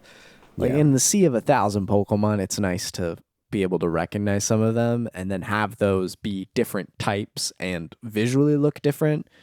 Like Sandshrew is ice now. So like that's a way to shake it up for someone like me who's kind of only really familiar with the old stuff but keep it fresh in a way, right? So that's kind of cool. But then you get to the like these Ultra Beasts just don't they're just a bunch of funky looking creatures, and the Ultra Beasts are cool. I think you would like this. They're cool, but I don't know, they don't feel grounded in that's why they're cool. Sort of that's way, why they're I cool guess. Because they all come from their own dimensions, and you have to go to these different dimensions and worlds to catch them. It's really neat. That's the point. They aren't supposed to be like Pokemon at all. They're just sort of shoved in there like, hello, these are different dimension things. They don't make sense in our world. They don't make sense in Pokemon world. But now they're Pokemon. They're basically aliens. It's it's really cool, actually. Mm-hmm. Well, I was like, I don't know about this, because the one that they made tried to make me catch, but I failed. It's like one of the worst ones. Yeah, it's like a clown with a disco ball on its head. Oh, that's right. Blazion. I was like, I don't know about this guy. Now, Buzzwole, yes, very good. But the rest of these... Guzzlord, you go to his world, and he has like destroyed an entire town, and it's just like in shambles, and he's eaten everything. And it is actually one of the towns from the game if you look around. So it's an alternate dimension of one of those towns. Where I don't remember which one. He's basically like Godzilla ravaged this city and has like eaten everybody. Mm-hmm. And then you have to catch him. So it's cool. Yeah. This Dex just feels a lot of the Pokemon look very samey, and that confuses my poor little old man brain.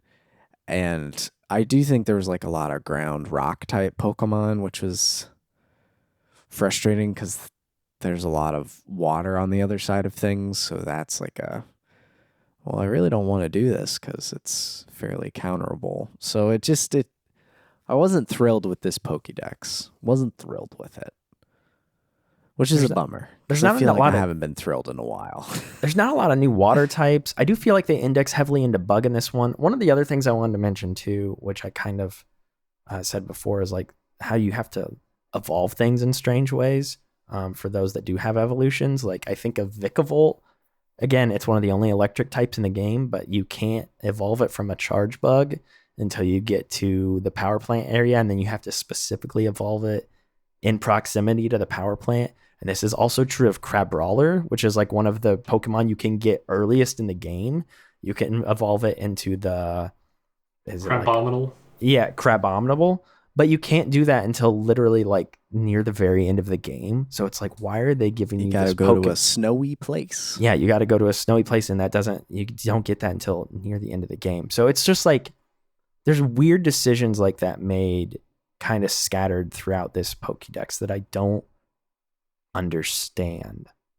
And again, I don't think it's bad, but a lot of the Pokemon here aren't too memorable.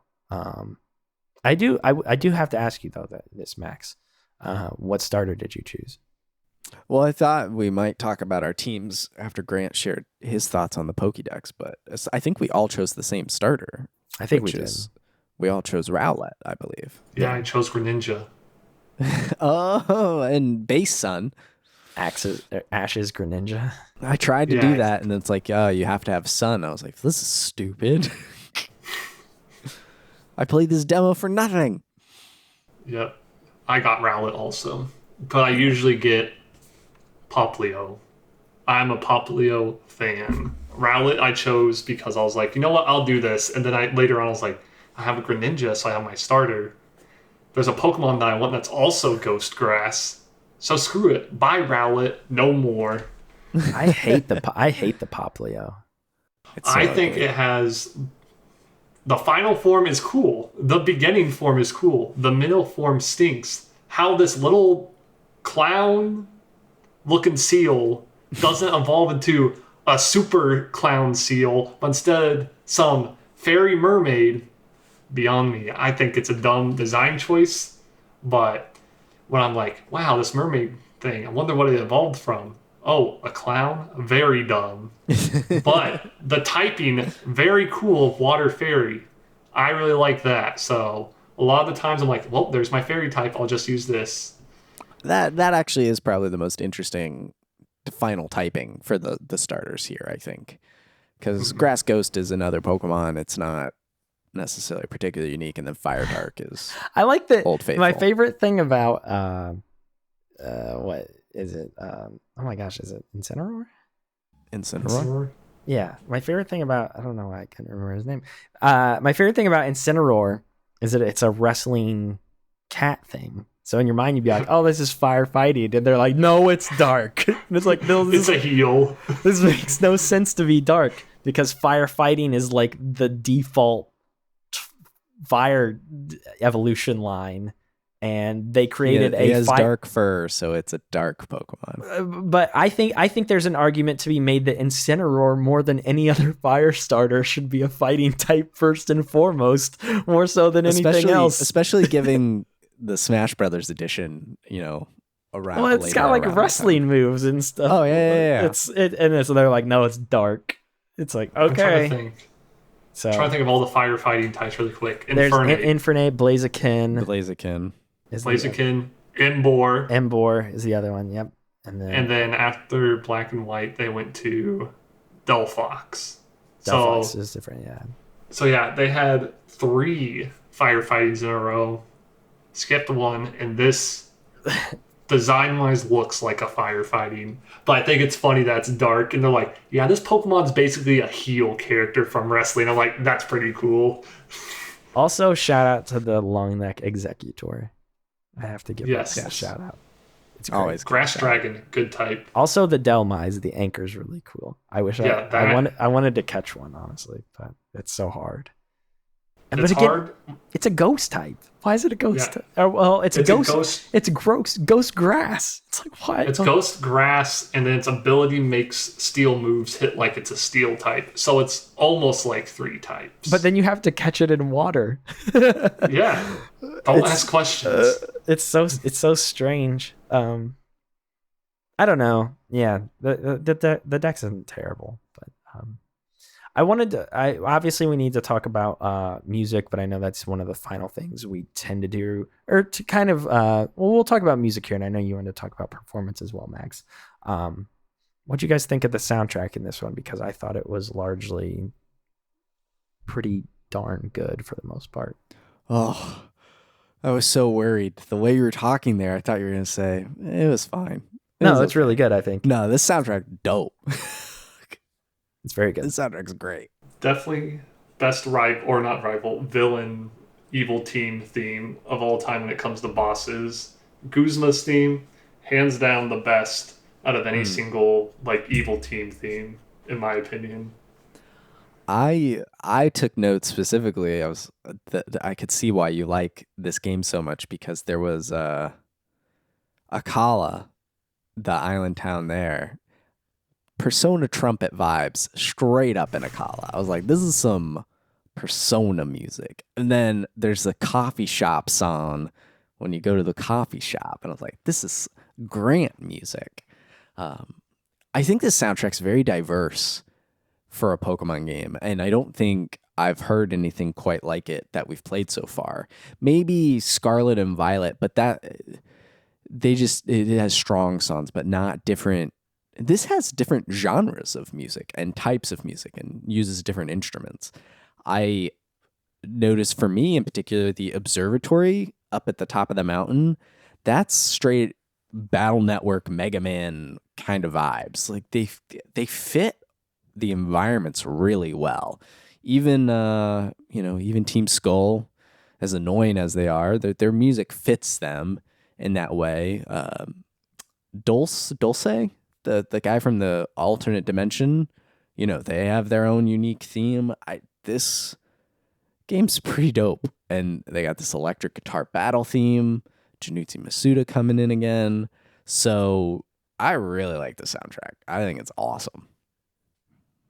I think of my top 10 music from all of Pokemon, my top two are from Sun and Moon, which is Guzma theme. Right below it, Ultra Necrozma theme. Two masterpieces of music within a game. Yeah, it's awesome. I'm trying to think of the Ultra Necrozma theme is very good. I've got it pulled up here in the background. I think you spoke very well, Max, to kind of my thoughts on the soundtrack as a whole. It's very diverse. There's a lot of different things going on. I think all the battle themes are really good in this game.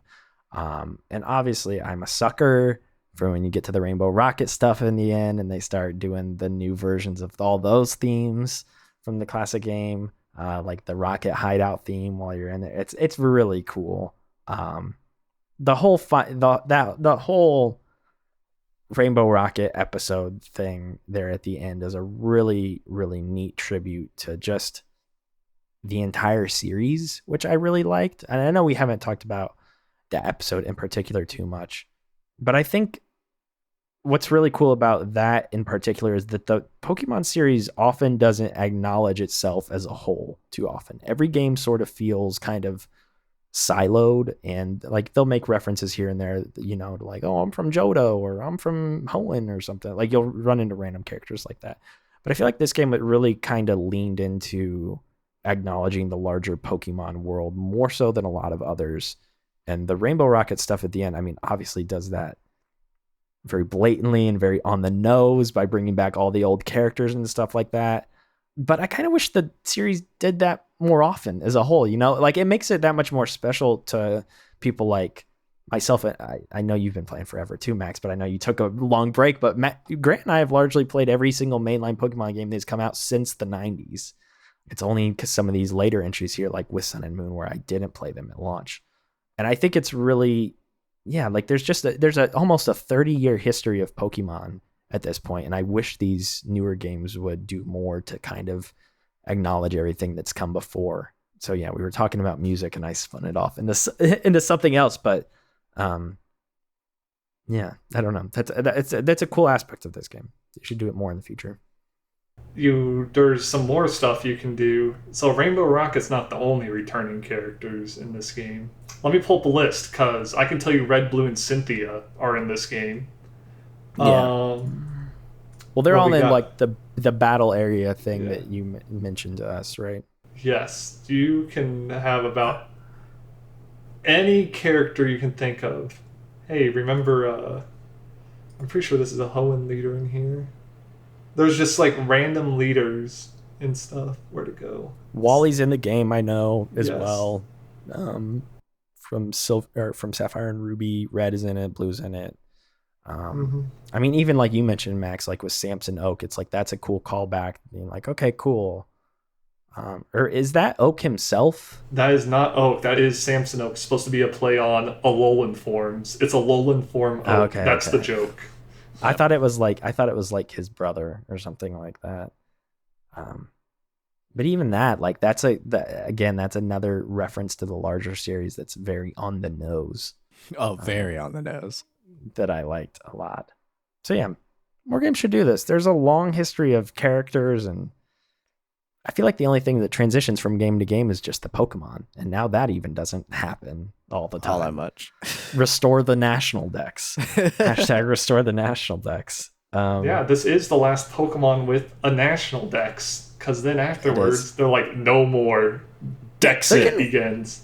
They're getting close with Scarlet and Violet, aren't they? Because I know they're about to add like 200 more with the DLC, I believe. Who cares? It's probably like 600. There's another 400 to add until they add Ultra Beast, which haven't been shown to be in the game. And they'll add the Poliwhirl line. I don't care. We're Ultra Beast and Sword and Shield. Yeah, with the Crown Tundra DLC. Oh, okay. That makes sense. Max, I know you wanted to talk about performance real quick, and then I think we can probably wrap things up here.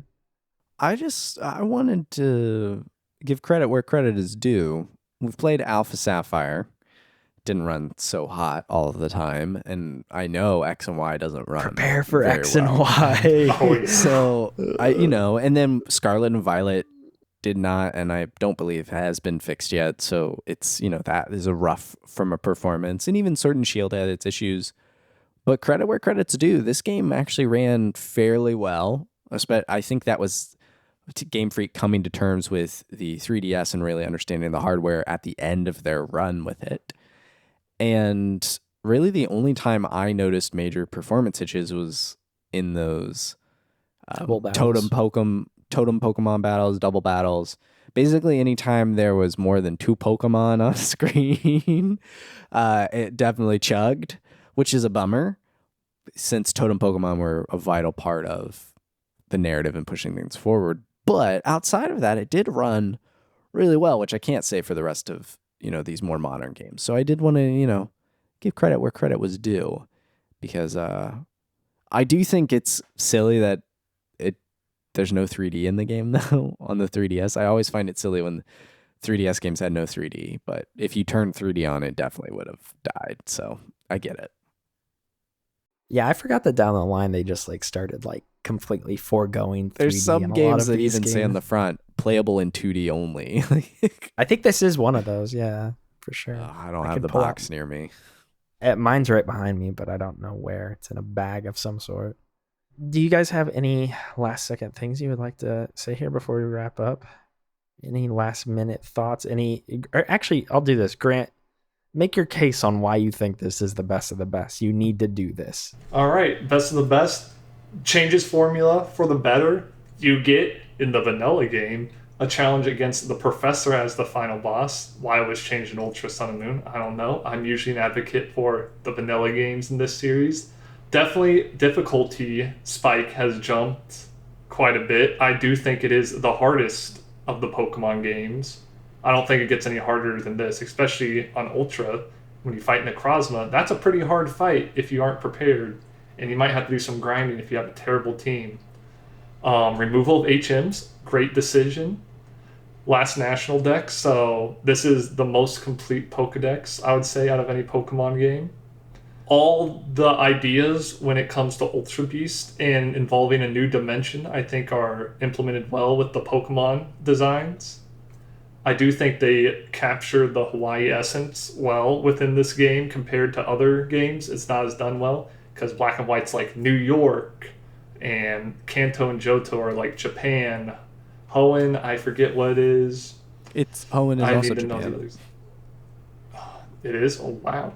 Mm-hmm. I just know Johto and Kanto are like connected, even on the map that they're inspired by. But I think this does the best overall with theming. The introduction of different forms, like Alola forms, and then later on you get Galar forms and whatever forms are in Scarlet and Violet. I forget the name of the region already. Terastallizing. No. That's bad.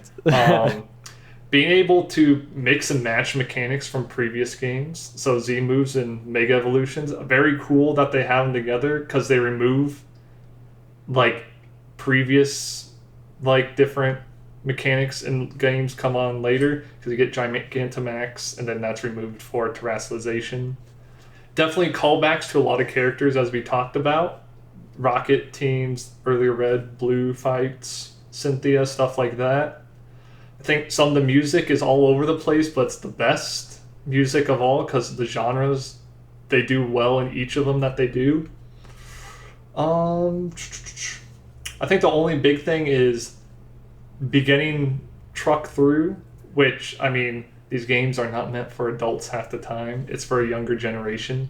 So they sometimes need that tutorial to get into an RPG, which it's not the best tutorial regardless. I feel like that's just a Nintendo thing at large. As somebody at large nowadays, yes. As somebody who's playing Pikmin 4, I feel like it's a Nintendo thing at large at times. Wow, except for maybe game. Zelda or something like that. So Zelda doesn't have a tutorial anymore. It's just here's a world, be free. Yes. Trying to think. Compared to other things, yeah, I think it does what it sets out to do, which is be different, Hawaiian theme, have this different dimension theme area of your Pokédex, and music, the best of any game. When it comes to story, there's only one game that beats it, but that's about it. So with all those across the line, I think that's the best out of any Pokemon game. If you value story, this is not the game for you. There is one game that you will play later called Black and White, which will have hands down the best story, but I think everything else falls flat in that That's game. not the best story. Are you kidding me? In Scarlet and Violet, you feed a dog sandwiches to heal it. Yeah. Oh yeah, I forgot. Never mind. Very good. It's Man, I thought that person was going to turn evil with that. No, Dog. I instead was like, he's that just a dog- dog lover boy who needs Big to old feed it doggo. Subway sandwiches. so good. It's so good. But yes, everything is the best within this game, from Pokédex, music, everything. Story is a little bit behind on maybe an entry I can be confident saying it's behind Black and White in. It could be behind others, depending on person. But besides that, best in everything else it does. I mean, just for you, Max, where would you put this one if you were to? I mean, I think when we get to the end of the season, we'll do like a maybe proper ranking between you and Yeah. I. This is definitely one of my top games that we've played so far. I felt more engaged with this one, I think, over the course of it than I have with some of the more recent games that we've played. That's good because I know we put more time into this one, or it took us a longer time, I guess, to get to where we're recording From start to here finish, today. yes. Yeah. I mean, same amount of game time, roughly. But I really did enjoy this game quite a bit. It's like I said at the top, the bits and pieces I really enjoyed. I do think some of it doesn't necessarily come together on the whole, but each battle was engaging and most were difficult, especially toward the end of the game. There were real challenges where I really felt like I had to prepare and strategize, which I can't say for Pokemon on, the whole. If you have the right types, it's usually fairly easy. So it was cool to be met with a challenge, especially kind of halfway through our season. And I'm excited to see where we go from here. Looking forward to, back to the other only game that I had played before the season with Diamond. I was gonna say, for me, there's about to be a steep drop off ahead because I do not like Diamond and Pearl. Diamond Pearl. Good thing I'm not on that one. Otherwise, I would have roasted you alive for that terrible game. No, I'm excited. I'm really, really excited to go back to that. I'm not looking forward to X and Y necessarily, but then the Black and White games, I've heard so much good You should things look about. forward to X and Y just because it's a new one, I feel like, personally. Like anything new, I feel like there's got to be some level of interest for you. And I'll say this, I think X and Y actually has a decent Pokédex based on what I remember. Better than this game in terms of new Pokemon. We'll see. In terms of new Pokemon strictly, I think. So. Okay. But Ultra Sun, Ultra Moon, or Sun and Moon, I came out more positive and liking it more than I thought I was going to, which I think is really good. And I think this one could have gone either way for both you and I. I didn't know how we were going to feel about this one. So I'm glad we both liked it. It's good stuff. It's good stuff. Well, I think that does it for our discussion on Pokemon Sun, Moon, Ultra Moon, depending on your preference. Thank you all so much for listening. If you like the show, you can subscribe wherever you listen to podcasts, rate the show. You can follow us at Chapter Select. If you'd like to follow Logan on Twitter, you can do so over at Moreman12 and his writing over at comicbook.com. You can follow myself on Twitter at MaxRoberts143 and my writing over at maxfrequency.net. Grant likes coffee a lot. Your Twitter is private, so I don't think sending people there would make much sense. Is there anything you'd like the people to look at all? If you want to follow me on this brand new app made by the Zuck himself called Threads. It will be Grant _Callahan, and you should be able to find me there. That is probably where I will migrate to. But besides that, maybe Instagram, same name. Even though it's private right now, I'll probably open it up in the near future soon. So keep an eye out for that, where I'll probably talk about coffee more than games, but there will probably be a good mix. All right. Coffee and games. Persona, Pokemon, and coffee. What a combo. It's I mean, they do come together quite well. They're essentially the same thing. This is all the same. It's all the same. So you can go check Grant out over on Threads and Instagram. And then a thank you to our members who support the show directly. You can learn more by going to listeningwithsuperpower.com. So thank you to all our members. And until next time, adios. Or should I have said Alola? Chapter Select is a max frequency production. Chapter Select is supported by you. You can gain access to longer episodes and bonus content by going to chapterselect.com/join. This episode was researched, produced, and edited by me, Max Roberts. Season 6 is hosted by Logan Moore and myself. Season 6 is all about Pokemon. For more on the season, go to chapterselect.com/season 6. You can follow the show at Chapter Select and check out previous seasons at chapterselect.com.